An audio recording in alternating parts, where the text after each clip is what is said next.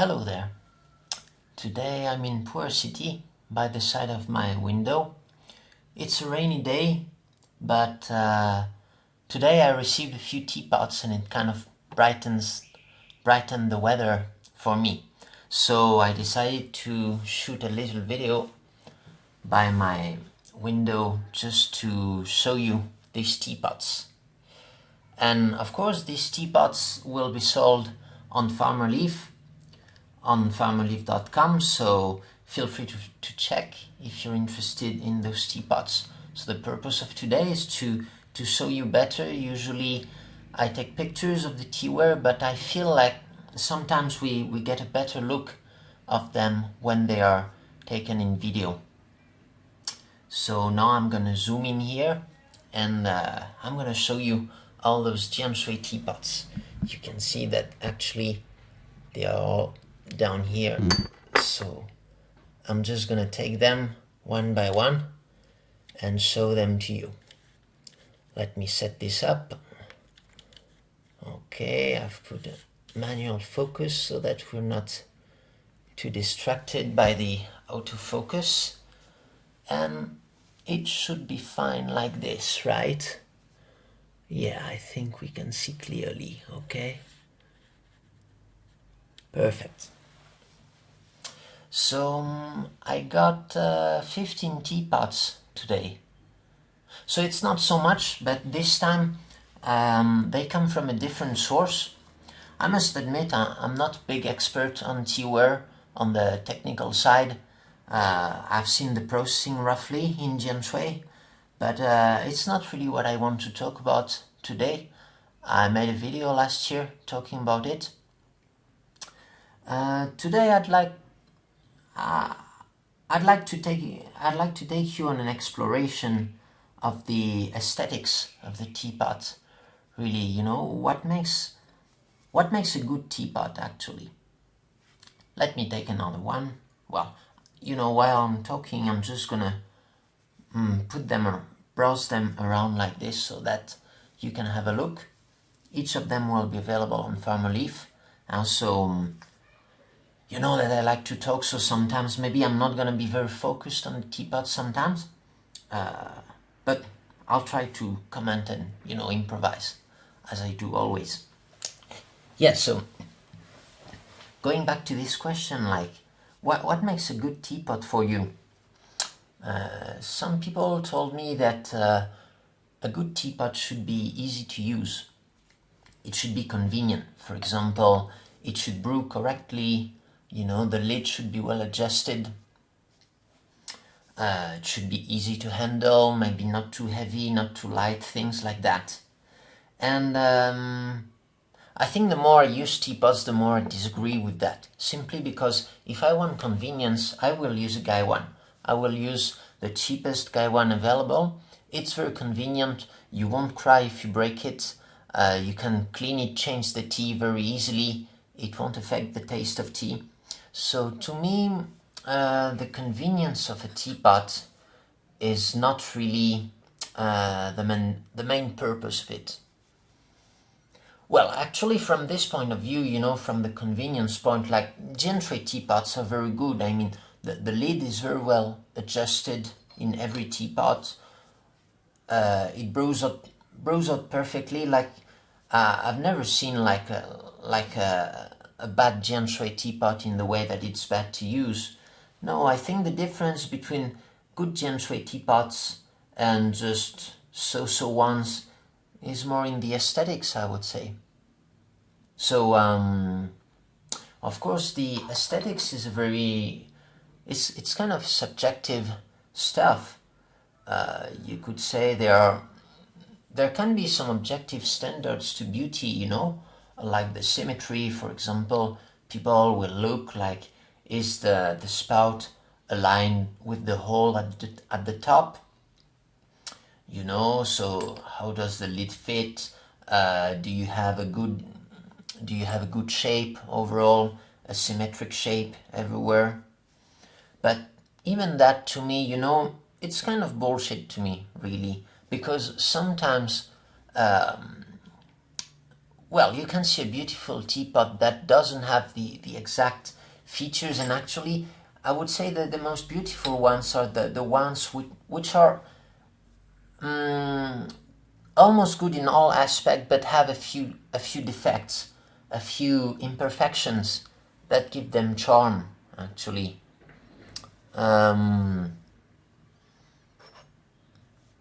Because again, if you want perfect symmetry, why not just buy an industrial guy one, which will be made in a mold, factory made, and will have the exact symmetry that you want. Now, of course, some people will say they prefer the handmade work, and they prefer when the handmade work achieves a certain traits you would have with high standardization. Like, for example, it's true that making a handmade teapot with a perfectly aligned spout and handle and lid is quite a challenge. But again, to me, it's more a show of craftsmanship. It's a proof of craftsmanship, like a musician performing a highly technical piece of music. And yet, to me, I don't use teapots for this, I use them rather, I enjoy them for the art in it. And the art does not need to be technical, actually. And that's all the style you find in the Korean pottery, which embraces that the chaos you can get when you throw the stuff, when you throw stuff in the oven and you get some kind of random patterns. Well, this is kind of the opposite approach from what maybe the Chinese take more in general, right? Korean or Japanese, like the Bizen teaware, is also, like they like to throw rice straws randomly in the oven while the teaware is cooking, and that creates some patterns, some fairly random patterns on the teaware. And so this is art, I would say. This is art because there's a part of chaos, but also an intention, actually. An intention behind the chaos you can see. And usually, well, the best pieces of art are maybe a good organization of the chaos that were given by your intention or something like that. I don't know if what I'm saying makes sense, actually, but these recent months I've been enjoying a lot of philosophy, so sometimes I kind of talk nonsense, if you see what I mean. Now, to go back on the technical aspect of those teapots, what's quite impressive is, okay, let's take the basic teapot. So this is the basic Jianshui clay, okay? It's a blend of 5 different clays that they get locally. Okay, so let's say there's nothing special. It's quite a dense clay they have there, so they feel denser than the Yixing teapot. You will notice also that it's pretty hard. They have quite a big handle like this. It looks a bit like an ear, right? And I've heard it's very hard actually to make a thinner handle like this because the clay is harder to work. It breaks more easily, and when they fire the oven, they have to fire it for a long time actually and increase the temperature slowly. Otherwise, it's gonna crack. Oh, and I just said I wasn't gonna talk about technical stuff today, right? Okay, so forgive me a last time about technical stuff. Like you see these characters here, they are actually they are not painted on the surface. Actually, they are carved. Like when the clay is still wet, they carve it, and then they fill it with colored clay. Okay, so these are actually carvings that have been filled with a clay of another color. So it's quite a lot of work to do, and that's also why, well, you could say that that's a demonstration of craftsmanship, you know, especially the small ones. Let's say like these big characters would be much easier to carve, to make, than these small ones. So when people appreciate these Jianshui Teapots, they like to check the carvings, okay, what's written on it. Honestly, I can't make out many of the characters that are written here, and I wouldn't really be able to translate that.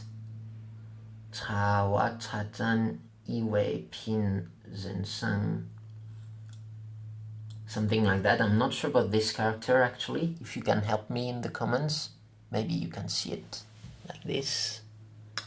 Yeah. But well, usually it's some philosophical sightings, or it can be some advice on the enjoyment of tea, or related with life, some life advice.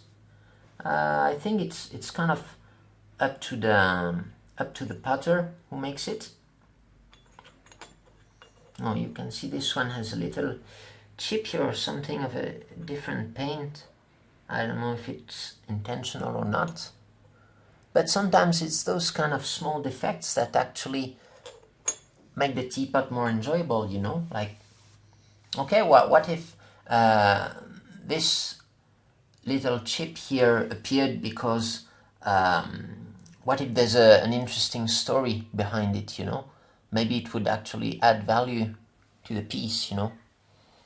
It reminds me of that piece of contemporary art that was sold at an auction, and the second it was sold, it burned. It kind of self-ignited, and actually after it was burned, it was worth even more because it had that little story behind it. So yeah, it shows like sometimes, yeah, you can't really know what to expect with art, right? And sometimes what's important is just that we get some enjoyment out of those pieces, I would say. Like, I like very much that handle here. Look at this, like when you take it like this, you know, what does it remind you of? Actually, it really reminds me of a revolver hammer, actually. You know, when I do that move, I almost hear the click, the very metallic click of a revolver. And yeah, I like this teapot very much, actually, because I don't know, the way that the lid, there's a kind of harmony to it. You can also, there's a certain texture, you know, that's a bit different from the other.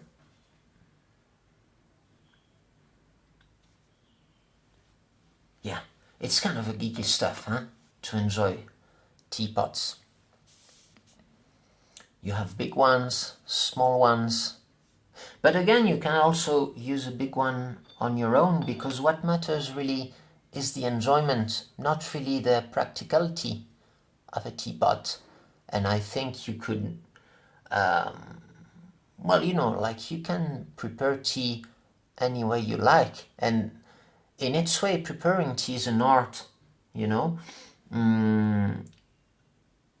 It's an art because it's very open, and if you want to use a huge teapot for your own brewing, as long as you enjoy it, it's okay, you know. So yeah, you know, when you're a beginner in tea, you're looking for advice on how to brew tea, how to do stuff, how to appreciate it. But I think that's only a first step, actually.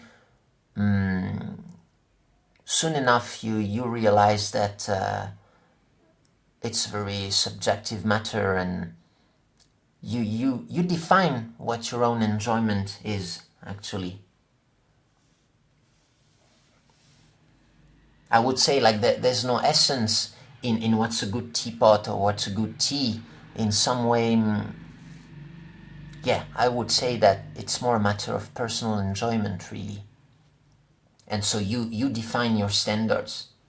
And sometimes it can require some willpower, you know, to deviate from what is commonly enjoyed. And I'm very happy, you know, when I received an email like, recently I received an email, someone was saying that he enjoyed the summer white tea better than the spring one. And of course it goes against kind of the well-known standard that the spring tea should be better than summer tea. But what if you prefer the summer tea? Then of course the summer tea becomes better. And there's absolutely no shame in that, and it's actually quite honorable to live up to your own standards, I would say.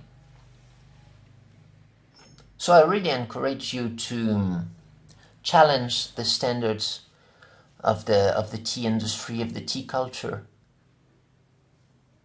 And it's funny because usually in some circles, sometimes it's in the most expert tea circles that that you get the most narrow-minded standards, simply because they are tea experts, so they know their stuff, and so they are they have to kind of establish standards to establish their identity, right? So of course, for example, maybe some people will say that Jianshui Teapot is not the real Gongfu teapot because it doesn't have the long history of Yixing production, for example. And you know, like having this kind of handle, it is totally non-traditional because usually you don't have side handles like this in traditional Chinese teaware or something like that. But what if you enjoy it then?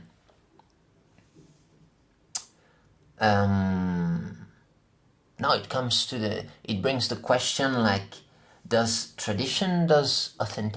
authenticity matter in the enjoyment of these works? Or would you say that you'd rather judge a piece of art just by its look, let's say? You just judge it by its look, and the history, the story behind it, the tradition, things like that don't really matter. Again, I think it's up to you to make up your mind on this. So as you see, I haven't talked too much about these teapots. I'm sorry, I'm just a bit too talkative about all the other questions of tea. But it doesn't mean that I don't enjoy these teapots. It's just that maybe actually I don't know too much about them. I tried to gather information, but of course I don't know as much about teaware than I know about tea. And I found it actually even harder to find good information about older teaware, things like that, than about tea.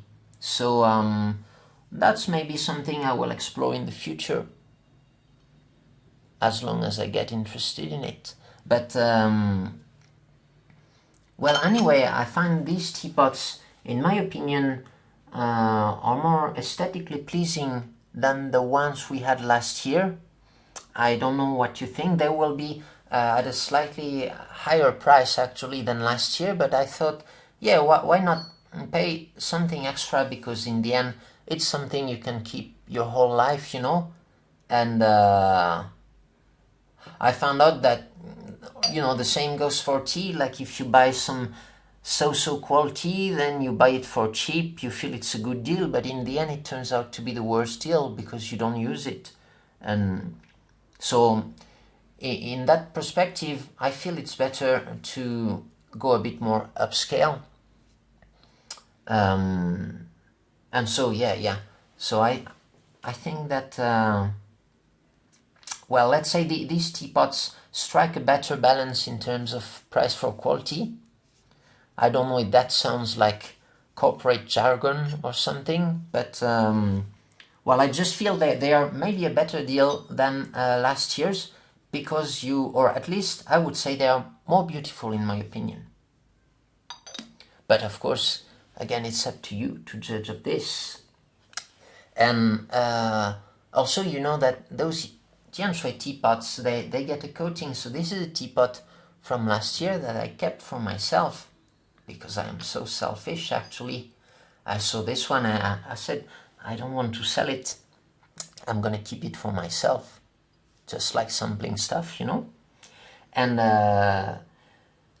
actually this kind of teapot, you know, they get coated. So I remember when it was brand new, it had a different shine. It wasn't as shiny as it is now. And this is because of the tannins.